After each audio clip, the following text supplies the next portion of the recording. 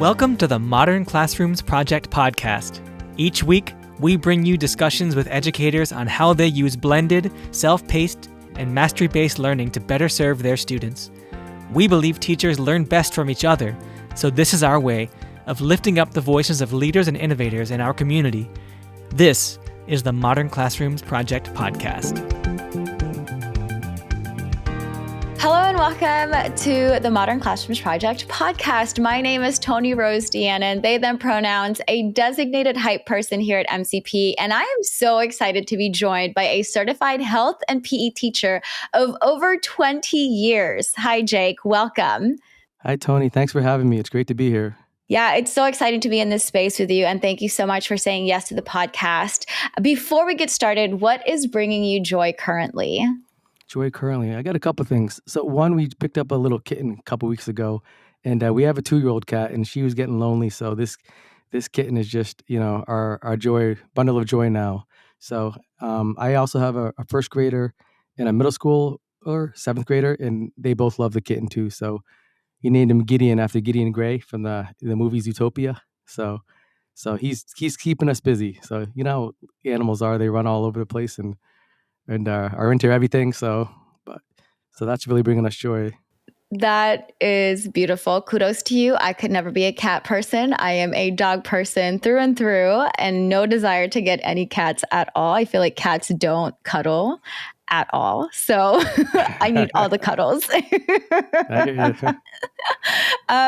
Okay, so Jake, I know that you and I just recently met, and I'm so excited to have come across and spend some time with you to just kind of get to know you a little bit more and also just talk more about PE. I have such a soft spot for PE teachers because y'all are just really dope. I always just got along with all of my PE teachers at the schools that I worked at.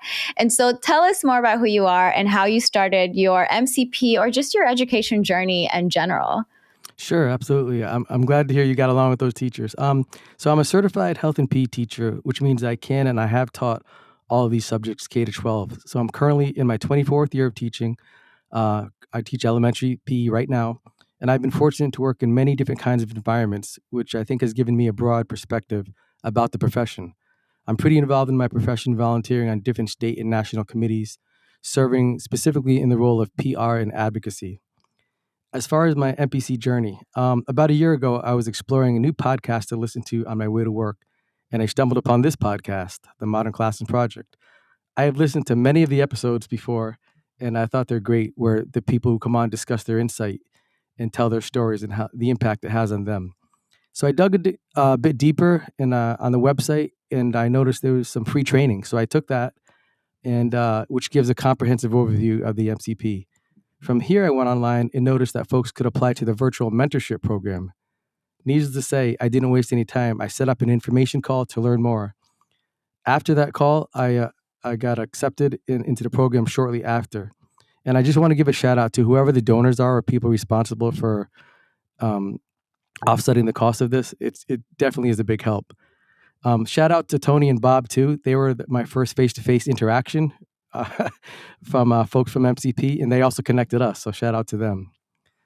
There are many great facets about this. However, one of the main elements that really resonates with me is that the MCP model holds the students and the teachers accountable for learning. Students are accountable for completing the work on whatever level they're on, and teachers are responsible for planning the lessons and supporting students through a variety of routines, structures, and systems. The amount of support that Modern Classrooms gives is incredible. I'm working with a mentor now. She's answering my questions anytime. I've emailed her a few times. And then there's also, as you know, the Facebook group, the Zooms, the webinars. It's just incredible, the amount of support. So I'm really grateful for this opportunity, and I can't wait to learn more about this whole process.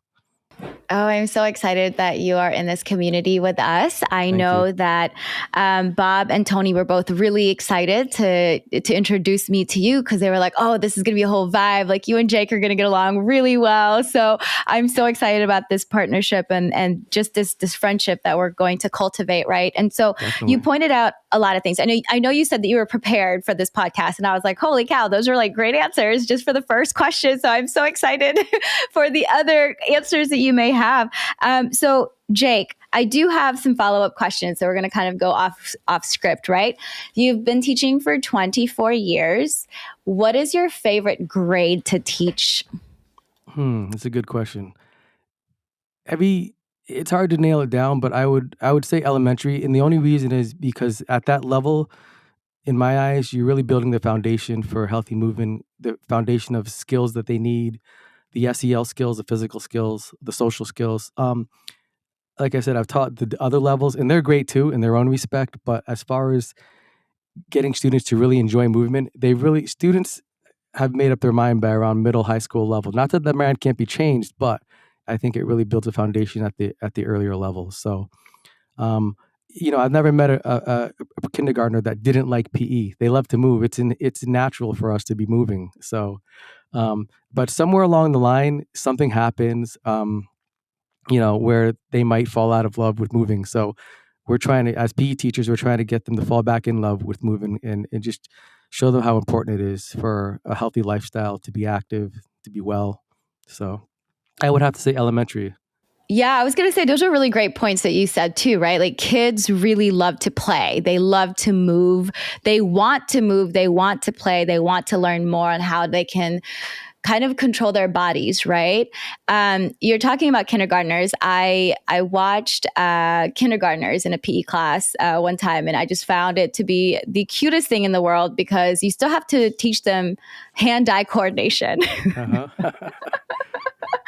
How do you manage that step of like the hand-eye coordination? Because I feel like even as an adult, I still don't have very good hand-eye coordination. So I'm just curious. Out of curiosity for me, I'm asking for me, honestly. Let me let me just back up a little bit. So we all have different class sizes. So I have my average class size is 24 to 27 students. For the younger students, as far as hand-eye coordination, they really need a lot of repetition. They need a lot of different ways to move. They're juggling scarves. They're not necessarily trying to toss and catch tennis balls because it's too heavy for them. It moves too quick. Some of the students can, but not everybody can. So we're trying to use equipment that's differentiated for where the students are at. So everyone's at a different level, as you know. So whether the skill be dribbling a basketball, dribbling a soccer ball, shooting a bow and arrow, it's catered to where the students are at, so they can choose the type of equipment they use, how far they stand from the target, just utilizing those different approaches. Did I answer your question, Tony? Yes, you did. You did. That was actually, again, beautifully done. And I didn't even think to consider equipment, right? Like you do have to manage a lot of equipment, especially with the different skills that you're teaching different grades, right? So how do you, I guess I know we're like going, I'm curious because I've never taught PE before. And then we'll talk about health in a little bit as well. But how do you manage? You said you have 24 to 27 students, right? And then you also have equipment. So there's safety procedures and concerns, right? How do you manage all of that? Good question. So it's really all about the protocols and procedures that the teacher sets up. So if there's 24 students, ideally you want equipment in every single student's hands at some point. But they have to know how to use it. They have to know when to stop. So we have a protocol, or I have a protocol. When it's time to stop, they have 10 seconds to put the equipment down, put it between their feet, between their ankles, and then get ready to listen. As far as them getting the equipment is in separate bins spread out throughout the gymnasium. So they're not all running or going to the same space, which is a safety issue. So they're spread out in bins of, let's say, if there's 24 students, there's 6 to 8, whatever the equipment is in a bin. So it's all spread out. So there's no chance of anybody getting hurt. Same thing with putting the equipment back. A lot of PE teachers, including myself, they have squads. They have the students sit in rows. And so it's very easy for the teacher when they have that routine to say, okay, row 1, time to line up, time to put the equipment away. Row 2. So it's just a way to manage the equipment and also have the students be safe and held accountable too for putting the equipment away, using the equipment safely. And we model everything. Any new skill we have, we're always demonstrating how to use it, how to properly use it by themselves and with a partner. Yeah. And I'm also thinking about just the protocol, right? I really like this thing that you said that they have 10 seconds to drop, whatever it is that they're holding on to. And that kind of gives time for students to I don't know, get it together in those 10 seconds. Yeah, I think that time frame is important because if I don't set the time as a teacher, they're going to set their own time, and there's going to be, especially at the middle school level, they're taking that last shot, they're doing this, so it's really important that I'm really strict on those protocols, how they enter the gym. If they're coming in under control, this is great. This is what I want to see. But if they're coming in sliding on the ground, yelling noisy, then that's going to set up the tone for the rest of the class. And we want to set them up for success. So, it's not unreasonable to have them. If they're walking in the hallway quietly, they can come in the gym 10 more seconds quietly, and then we can get started on a good note. Yeah, and that's such a great reminder too of, setting up the time, or else the students will set that time for themselves and they will take 3-4 times the amount of what you actually initially wanted or expected them to do. So great reminder for me and for listeners as well. And so one last follow-up question, then we'll continue having the conversation, right? What does health look like in elementary classrooms or classes? Yeah.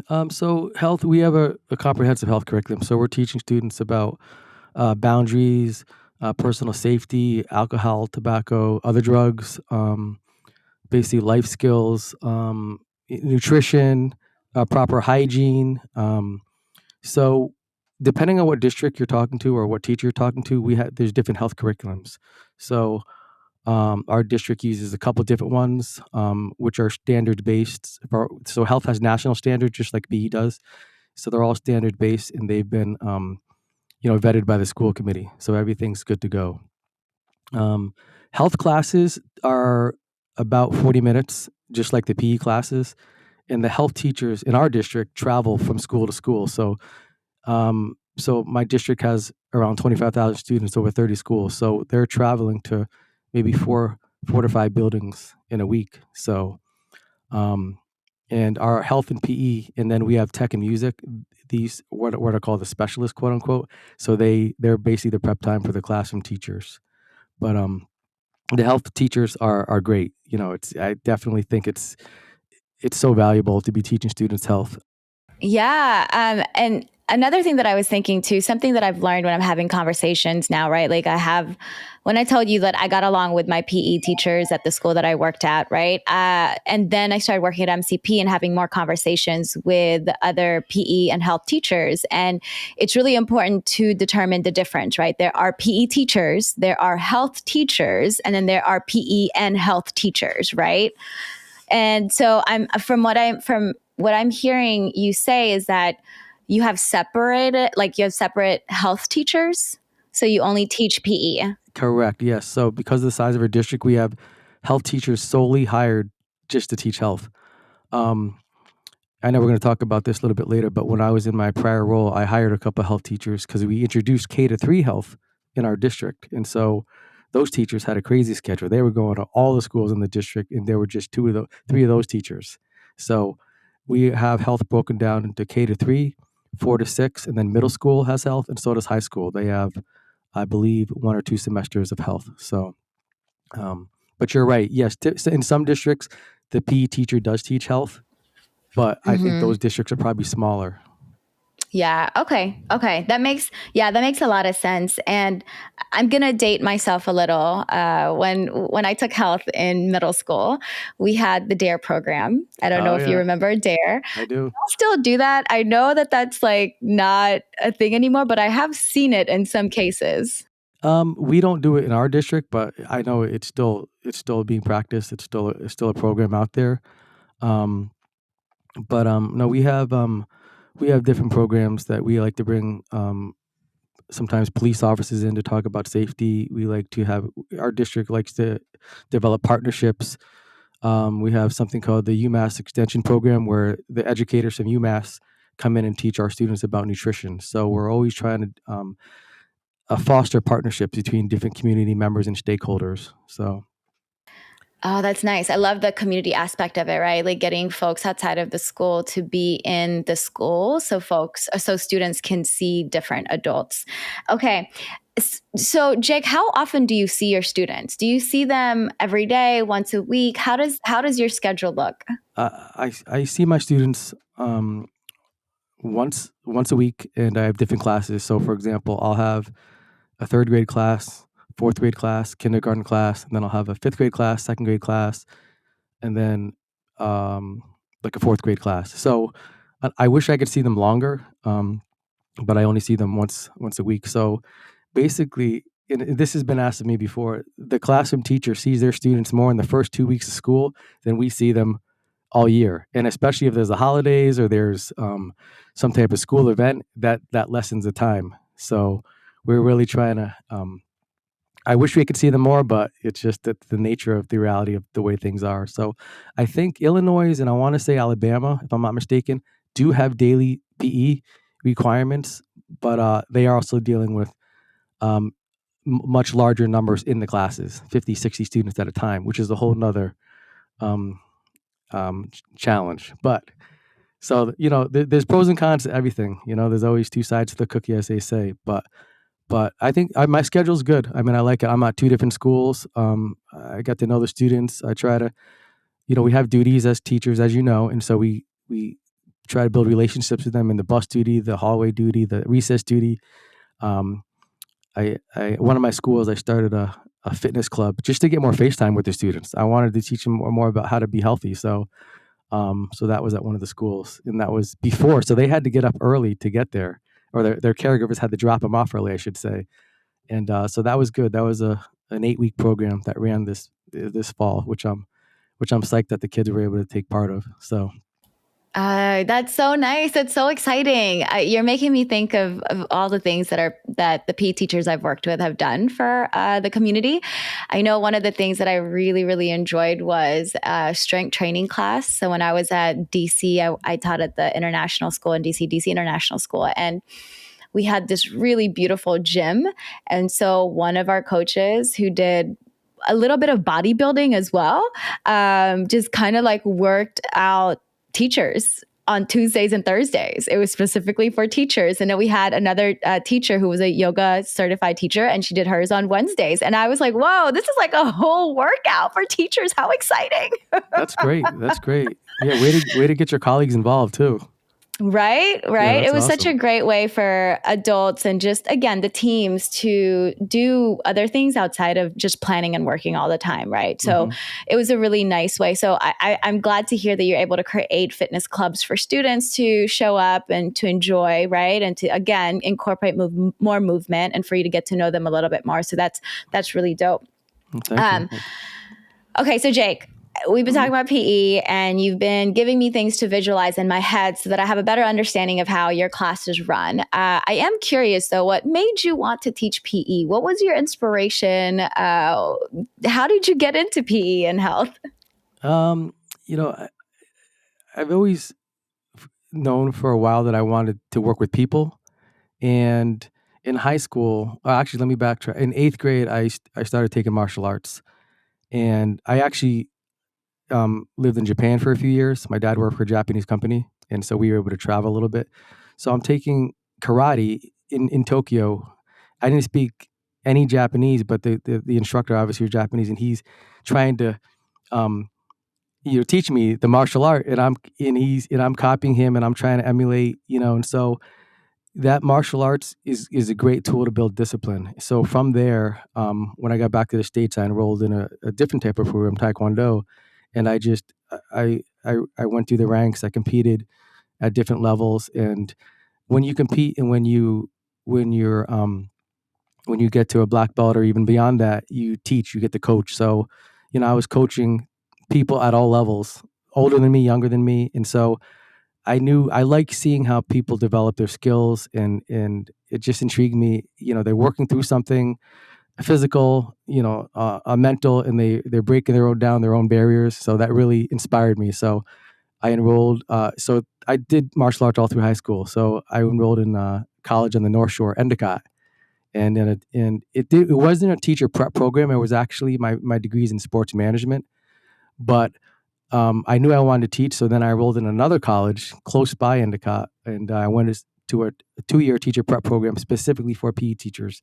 And so that's kind of the story. And so now I have my master's, which I got from in 2013. So I have a master's in PE. So I'm all about the subject.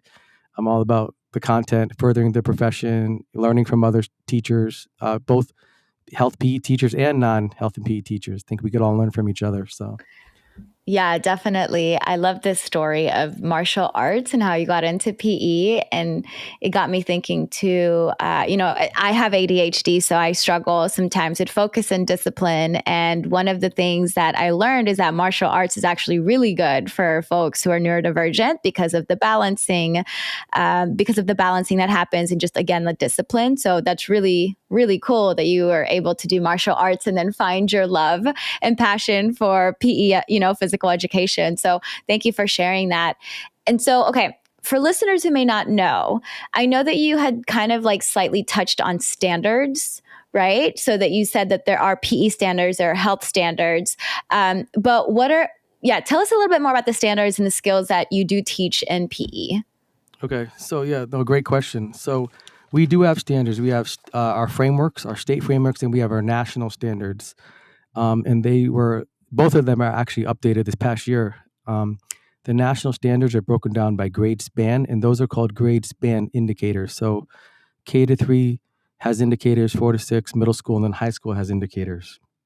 And so these standards are really kind of guidelines for the health and PE teacher of what to teach and even when to teach it. So we know every district's different. Every district has their own kind of guidelines and culture, but when the teachers follow these standards, they're doing their students a good service. And so all the lessons that we teach are based off the standards. And so we have, I can dribble a ball successfully in open space. I can throw the ball correctly using the correct form. So depending on the grade level we're talking about, the standards will be adjusted accordingly. We also have different models in PE. I don't think a lot of people are familiar with this. There's something called the TGFU model. You might have heard of it. It's teaching games for understanding. So what it is basically tennis, badminton, ping pong. They're all kind of similar in how the forehand, the backhand. They're all kind of similar in the movements. So those would be called net wall games. Invasion games would be something like basketball, soccer, where you're going into another person's area to score. So when we teach through this model or through this framework, it helps the students understand the content a lot better as opposed to just teaching them isolated skills.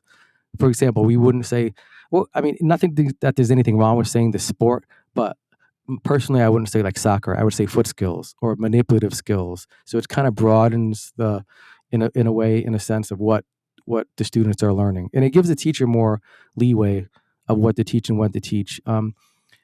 As teachers, we've taught in classrooms. Some of us don't have a gym. We've taught in gyms. Some of us are outside. So there's a lot of different looks, quote unquote, of what PE might look like depending on the space we have. So, did it answer your question? Yeah. And that's something that I've never even considered, right? Not isolating the skills and not solely focusing on specific sports as well. So, like you said, calling it foot skills and manipulation skills. And I really, the invasion games as well. I mean, basketball season is upon us right now, right? So March Madness is coming up. And so this just got me thinking about just a different skills, I guess, like, of course, the team sports as well, right? Because like I know probably in PE, you do a lot of team tasks as well, right? We do. I mean, it's really, I wouldn't call it team games, but whatever skill we're working on, I try to put them in groups and in teams. And I'm really stressed that students are able to work with everybody and anybody. I mean, I know people have different people they're comfortable with and their best friends and whatnot, but in my class, I really stress the ability to work with everybody. We're all trying to get to the goal. We want to get to the game. We want to improve our skills. We want to, and the socialization is definitely important, especially in PE. And one thing I want to say about PE, it's a very public content area. The students are not sitting behind a desk. There's nothing's private. If they're in front when they're demonstrating something, most of the time they're in front of other people, whether it be their peers or the teacher. So the teacher really has to do a good job of setting up the environment so the students feel safe enough to do that and to put themselves out there. It's okay to make a mistake. If they drop the ball, then cheer on your teammate, lift them up. It's fine. We all make mistakes. So this SEL piece is another important component of a quality PE program. There has to be that SEL, that socialization, that camaraderie, and just everybody's trying to do the best they can.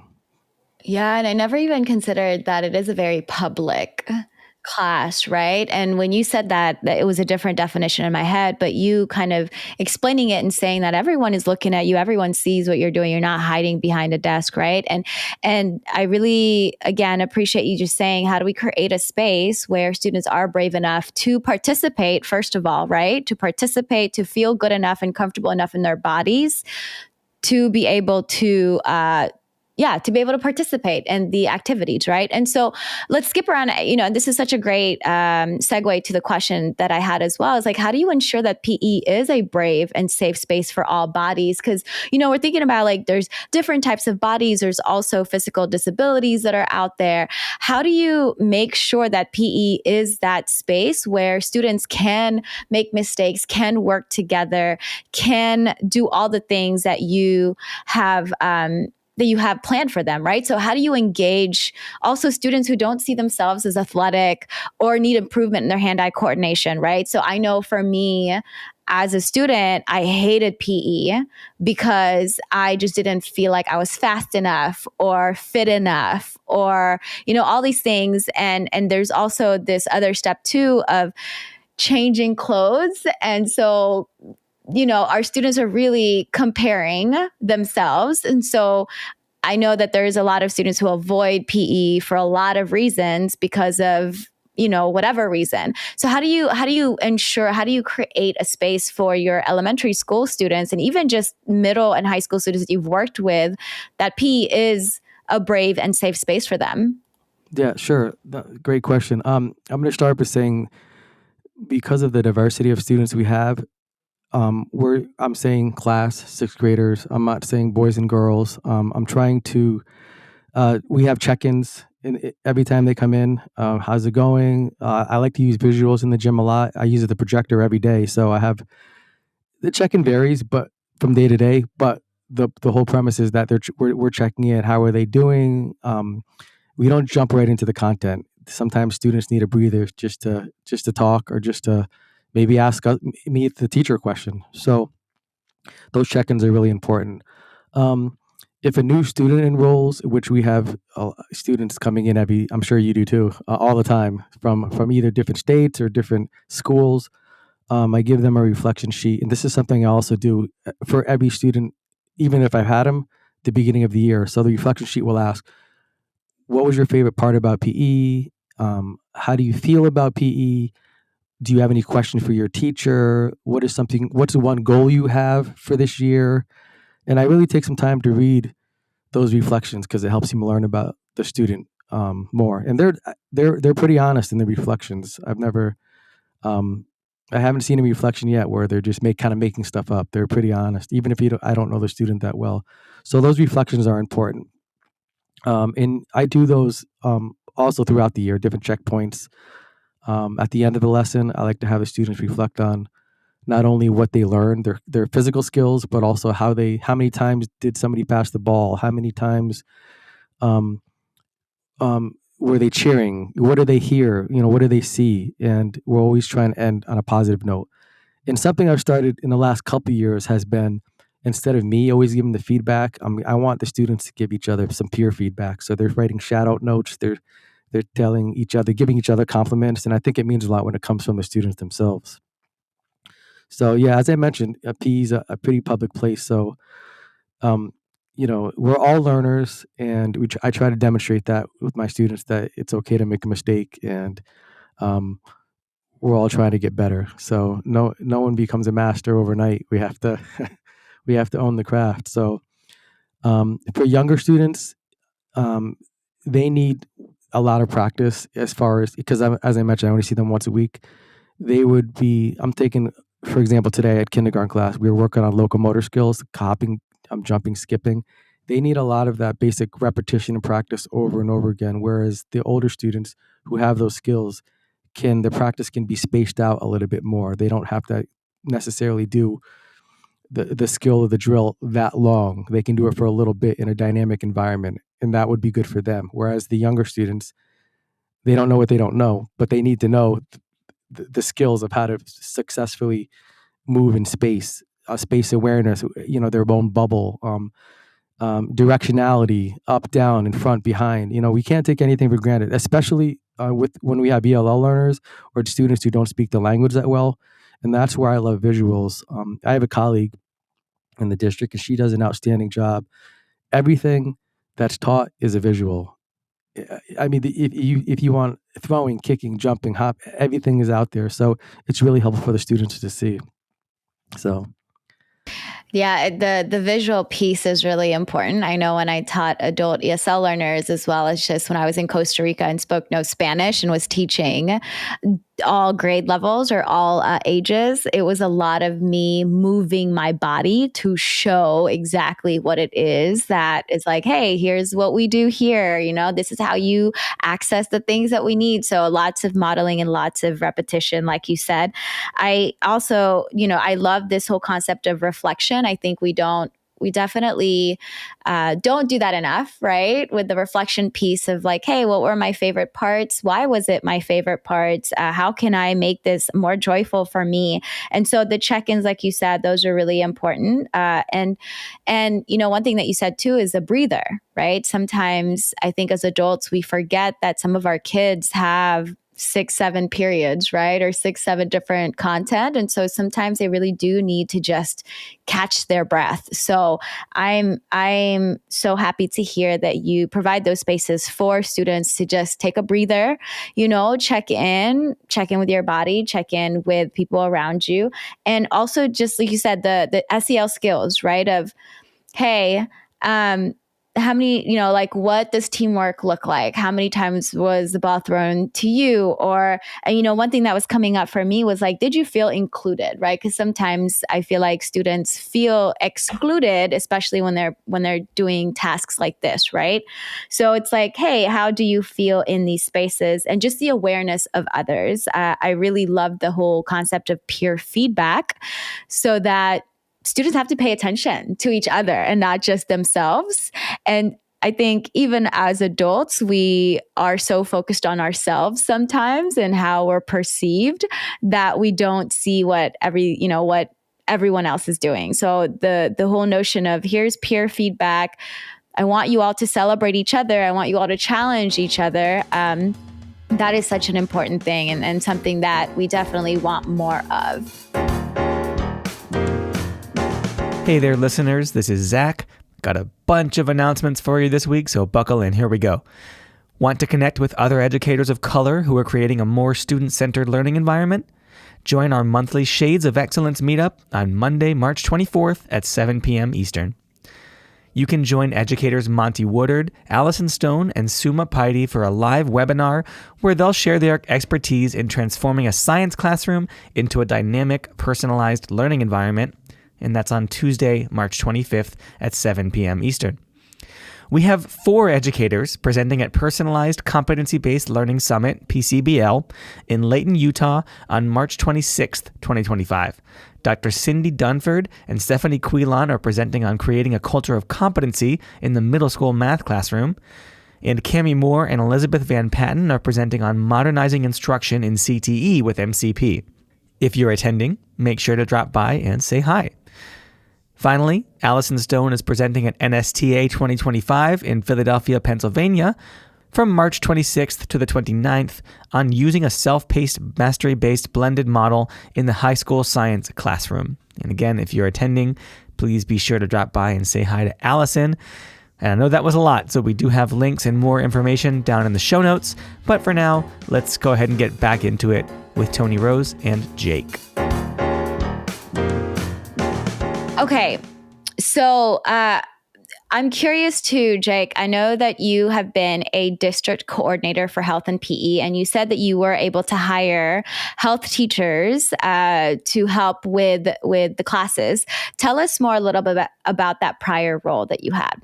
Sure. So a few years ago, there was an opening for what's called the district liaison. And so what they do is basically they oversee all of the health and PE teachers in the district. And the charge was to teach them about professional learning, about best practices. I would set up partnerships with different stakeholders. And so it was a lot of juggling going on, a lot of adult learners. And as you know, adult learners are different than students. So as I mentioned, we have over 25,000 students. So I hired a couple, I actually hired a few PE teachers, a couple health teachers. We started a new health curriculum called the 3 Rs. I don't know whether you've heard of it, but it's a really good program. But so in order for that to happen, because we started this new program, the district needed to hire more health educators. And so from that, I believe we have 5 high schools, so one health educator at all of the high schools. So in this role, there was a lot of developing new programs, working with grants, working with partners. One of the most so we did a lot, but one of our proudest accomplishments that in my role there was developing common assessments with the high school team. And so what we did is we took 10-question multiple choice. We devised this. We all agreed on it, a fitness form, and we gave it to the students. So we had a pre and post test. And from this, after analyzing the data, we figured out what students knew in the content area and what they were struggling with. And so we had also the teachers were able to talk amongst each other and figure out, well, why is this student learning at a higher level than maybe this other student? So they were able to share and discuss best practices because they didn't know that they were using one approach to teach fitness and another teacher was using a different approach. So it's really important. You got everybody on the same page on the pacing. And I think it's really important that these common assessments were developed from the teachers. It wasn't something that was just in a book that we found, because every system is different. So giving the teachers the autonomy to come up with their own assessments, I think was really empowering for them. So we learned a lot from that process. We also, as I mentioned, we started the health curriculum. Hired the 2 health educators, and they did a phenomenal job. As I mentioned, they go to the different schools. They taught health. Their schedule, I mean, crazy is the only way to say it, but they do a great job. They went to a different school every 2 weeks. At the end they had a template. They had to email the principals, "Dear so and so, I'm going to be at your school. Is there anything you want me to know?" And then they would go to that school, do a caregiver information session, and then they would continue with the lessons. So it was K to 3. So K, I believe, had 5 lessons. 1 had 5 lessons. 2 had 5 lessons. And so it depended on how long they were at the school, because every building is a different size. They would do a different number of lessons, but the goal was to teach to the standards. So it was an interesting time. I learned a lot. It was a really valuable time. I have a lot of respect for district administrators. They definitely have to see a bird's eye view. It's, as teachers, sometimes we get stuck on what we're doing in our class, which is great, but they're having to kind of think about not just the teacher, but the school and how the school interacts with the district and how the district. And so there's a whole broad view, a bird's eye view that we have to be aware of. Yeah, and it's a really great perspective to have too, right? Like being a district coordinator for health and PE gives you this perspective of like, oh, wow, there's so much more that's happening that I wasn't aware of as a classroom teacher, right? Definitely. And something that I've heard you say too is, the assessments are created by teachers, which again makes it that much more meaningful and intentional because our teachers know our community of learners. So that's really awesome.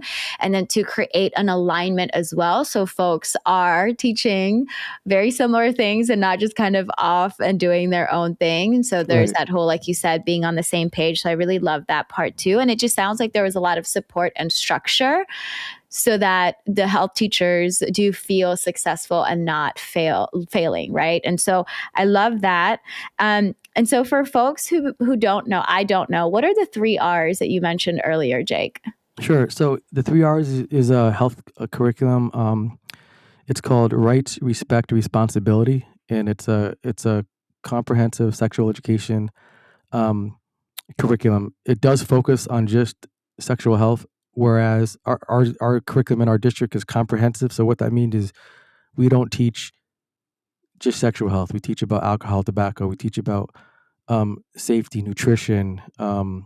So it encompasses a variety of different topics. There's a misnomer that when people think of health, they think they're just getting one topic, but we're teaching them about SEL skills, refusal skills, decision-making skills. So see, again, these are all based off the standards. So whenever you hear comprehensive health, that's what that means. You're getting you're getting a variety of topics basically that are age appropriate, because there's some folks that say, well, I don't want this, my child to be taught this, and caregivers have a right to opt out, but these are all age appropriate, medically accurate topics that are developmentally appropriate for the students at that time.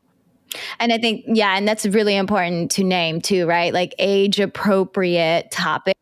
And I know that you had mentioned in health, you talk about the drugs, you talk about nutrition, boundaries, hygiene, which is really great. And, so Jake, I got to tell you, there was one year where I was teaching sixth grade.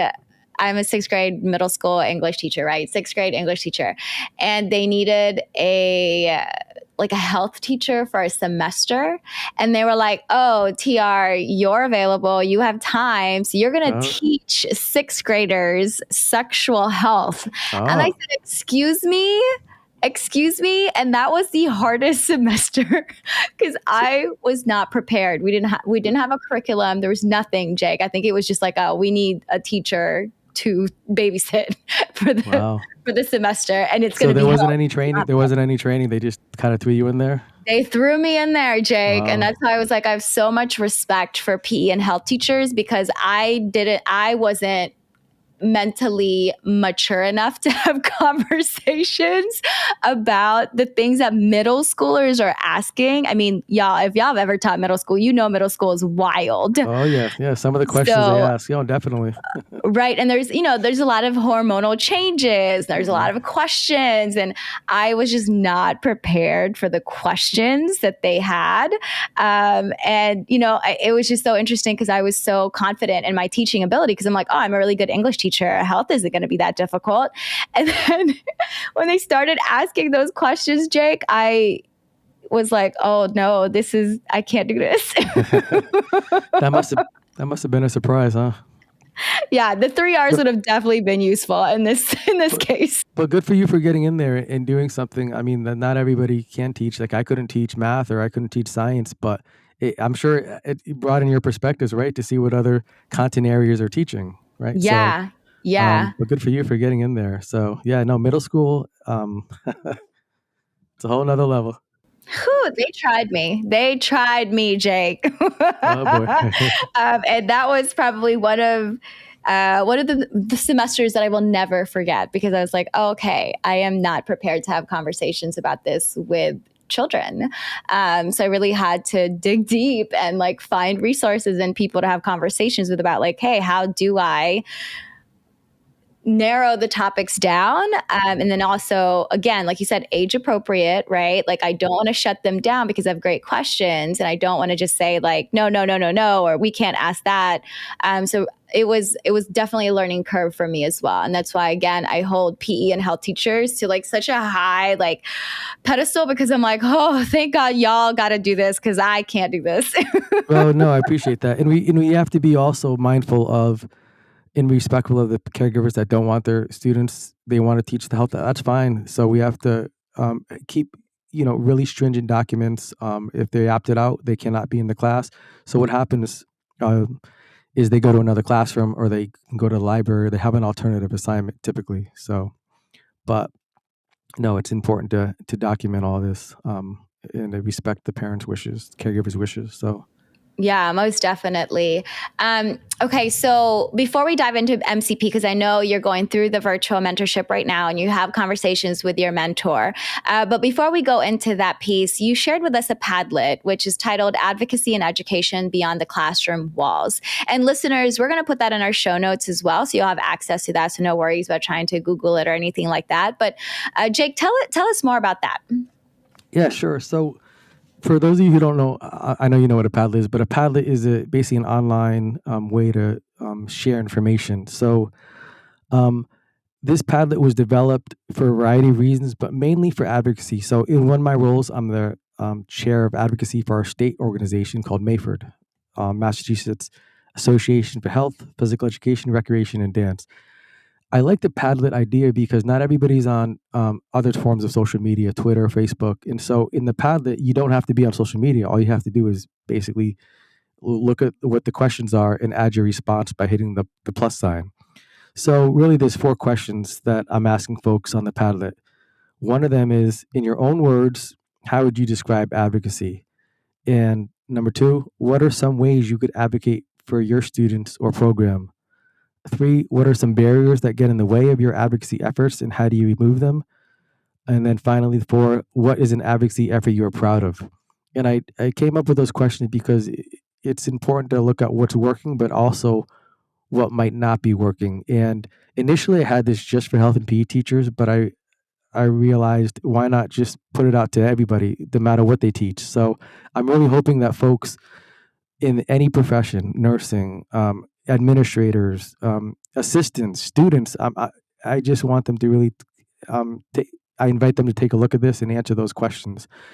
The reason I titled it Beyond the Classroom Walls is because we can't wait for a crisis to happen. And a lot of times, or I shouldn't say a lot of times, sometimes we only intervene when there's a crisis. And I think, the saying prevention is better than intervention.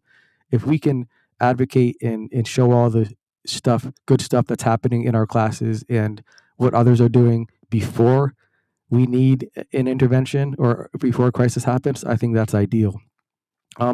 Also, it's important to learn from other people's perspectives. You can learn from what other teachers are doing, what other educators are doing. And so it's just a way, as this podcast, I think Zach talks about lifting up the voices, right, of educators. That's my main goal with this Padlet, is to lift up the voice of other teachers when it comes time to advocacy. It's not a, I think some people shy away from it, like they don't know where to start, but just sharing your success story is an advocacy effort. Going into and observing another teacher, sharing with them, your thoughts, having them come into your class, having, if possible, having caregivers come into your class, talking about having parents ask or caregivers ask their students what they're learning in class, developing newsletters, bringing caregivers in, developing programs. I mean, those are all advocacy efforts that will go a long way in not only furthering the impact on the students, but also furthering the profession, whatever content area you're in. So that's really my main goal for this Padlet. So I'm really hoping folks can answer some of those questions, either one or all of them. So. What a great way to reflect as well, right? For folks who don't know what advocacy may mean, they can look at this Padlet and just kind of read through the responses that folks have already put in. So I really love this. Again, the common theme here is just a lot of reflection, right? Reflecting with students, reflecting by yourself, reflecting with others. I think that's really important. And I want to reiterate what you said, right? Proactive. I used other words, but for me, what I say is like proactive versus reactive. We want to be proactive rather than reactive because, again, it's good for us to I like the whole strategic thinking nowadays, right? That's something that I'm kind of cultivating for myself. And a lot of the time, strategic thinking is being proactive, right? Being able to kind of not predict, but understand what kind of challenges may come up. And then how can we together as a community, right, come together and support each other and kind of create, again, a space where we can learn from each other, right? So thank you for naming that. And yeah, I just love that. I'm just sitting with that for now. And I love that. Thank you. So, okay, how do you anticipate using MCP in your elementary PE classes? We're talking about blended learning, self-paced. We're talking about mastery-based learning. How are you anticipating doing that? Well, I think I'd start with one grade level at a time, maybe a 4th or 5th grade upper elementary. And as I get better, I'd definitely like to roll this out with more grade levels. But like most educators who teach art, tech, music, we teach multiple grade levels. So it's a little bit challenging to just start off with all the grade levels. I really want students to find success and value in PE. And by implementing this model with fidelity, I believe it can be done. As I mentioned before, I'm in the mentorship program, learning about the model and how the different structures are set up. So I'm halfway through to use the MCP language. I believe I'm ahead of pace, right? Because I turned in my stuff a couple weeks in advance. So I've started making templates already for progress trackers, guided notes, and I've already made a couple instructional videos. And I've really learned a lot from these podcasts in hearing what other folks have done, and so that's helped me a lot.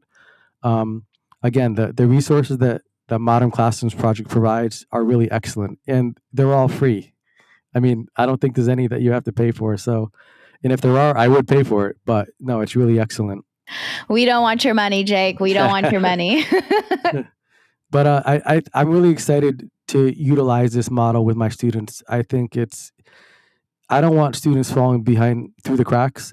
And I would venture to say that it's impossible utilizing this model to have any student fall through the cracks because of the amount of time and the reflection that it takes and the planning that it takes. I mean, with the progress trackers, everyone's having success, whether it be a little bit or a lot. Everyone's having success, and so I'm really excited about that. And I'm excited to see how you come up with it, right? Again, just a great reminder for our listeners is to do one class at a time. You don't have to do it in all of your classes. You don't have to do all 3 pillars all at once. So start with something small. Start with something, just something small, y'all. We don't have to do it all at the same time. So I'm excited to be a part of your journey, Jake, and I'm excited for you to just kind of keep me posted on what's happening, on all the things that you try. And thanks for shouting out our community. Our community of educators are so supportive and so resourceful as well. So, for folks who are like, I don't know how to start this, like join our Facebook group. Our Facebook group has like 20,000 members on there constantly sharing all of their things, right? And I know that Jake and I spent some time. The first time we spent time was at the Shades of Excellence Alliance. And so that's for educators of color. And so if you are an educator of color and you want to be around other Black, Indigenous people of color, like come through, right? So we have all of these really, again, supporting groups just for you to try out different things in the classroom, because I know it's really rough with just everything that's happening. So to be in community is so important. Absolutely. Yeah, there's nothing like having a thought partner or somebody to bounce ideas off of. It's really awesome. Yeah, and it alleviates a lot of stress, right? It kind of there's not a lot of, you're not the only one holding on to stress. You can actually share, I don't want to say a burden, but share that challenge with someone. And then you two can come up with a plan to make it a little bit better for both the teachers and the students, right? So, I'm excited. This is going to be a whole vibe. I like you being in the beginning of your journey and being excited to try it out in your upper grades. So I'm just excited for you. I'm excited to hear from you as well. So Jake, what do you hope to see in the future? What goals do you have? And you can share either professional or personally, whatever you want to share with the audience, to the listeners. Good question, Tony. So I really want my students to have fun, be challenged, develop their skills, and I want parents and the students too. Sometimes they're like, "What are we playing today?" I really want to go from that to what are we learning today. I mean, just what are they? So the impact is really for the student. I also want to be the best version of myself for them, and I believe with this program, through this program, I can be the best version of myself. I would love to see a community of health and PE teachers who are implementing this model in their classes. I see this model as something pre-service teachers could teach their students. I don't know whether this is being done. I'm sure it has, but why wait till we're 15 years in the field to start this? Why? Let's get it started now. So I'm sure it's being done. This is kind of an aside note, but I get the emails from Mr. Barnett, the co-founder, and he has this thing called I believe it's Insta Lesson. So I tried it out, and it's really great. I mean, it basically you type in what topic you want to learn and or teach about, and it gives the mastery check for you, or it gives a template and some ideas. And so I don't know if other folks are aware of that, but it's a really good resource. I used it a couple times already, and I'm not even implementing the model yet, but I'm getting some ideas from that. So I'd love to have a community of health and PE teachers utilizing this model, and I think it already has had a huge impact, but it's just going to continue. So, that's where I'm at. Those are my goals. Yeah, okay, a couple of things. There are some professors who are utilizing our free course for pre-service teachers. So that's really exciting because I completely agree with you. I implemented the model my 10th year of teaching and I was like, bruh, you mean I could have been doing this like this all these years and you're just now teaching me? So completely understandable about that. And then also Rob is just so dope when it comes to creating stuff to make things more sustainable for our teachers. So thank you for that shout out as well. And we'll put that in the show notes so that folks can access it and play around with it, right? Because we want things to make our lives a little easier because it is hard out here. And another thing that I want to name too is just how excited and eager you are to implement this model. And I think, I've had lots of conversations with people who have implemented for at least a semester, a year, or a couple of years. And so to have you on here as a newbie, right, with the model, and you being so stoked, you're going through the virtual mentorship program, and you just seeing already the impact that it could have in your classrooms, it's really heartwarming for me to hear that because you haven't even started implementing the model, right? You're just creating this in your mind. And you're already seeing some benefits as far as the teacher mindset, right? As far as how can I make this more sustainable for me? And then being the best version of myself through this model is so real because I definitely saved so much energy with this model so that I can show up in a more joyful, more positive way in front of my students. And so thank you for that. How can our listeners connect with you, Jake? Tony, so I'm on Blue Sky. I just got on a few months ago, so I have a link. I'll share that, and I also have a website that people can contact me through. So I'm pretty active. I'm not on every day, but if you DM me or have a question, I'm happy to answer. You could also connect with the Padlet that I think is going to be shared in the notes as well. So if you have a question, or you can ask a question on there. So those are the three ways. So Blue Sky, website, or the Padlet. Yes, and we will definitely have that in the show notes, so you don't have to Google it or struggle. You can just click on it. So, Jake, thank you. Thank you so much for sharing your experience and expertise with us. I really just appreciate, again, your presence, your time, and your energy. So thank you so much for being here. Thank you, Tony. It's been great chatting. Yay!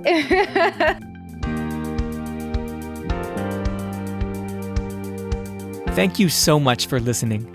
You can find links to topics and tools we discussed in our show notes for this episode. And remember, you can learn more about our work at www.modernclassrooms.org, and you can learn the essentials of our model through our free course at learn.modernclassrooms.org. You can follow us on Twitter, Facebook, and Instagram at modernclassproj, that's Proj. We are so appreciative of all you do for students and schools.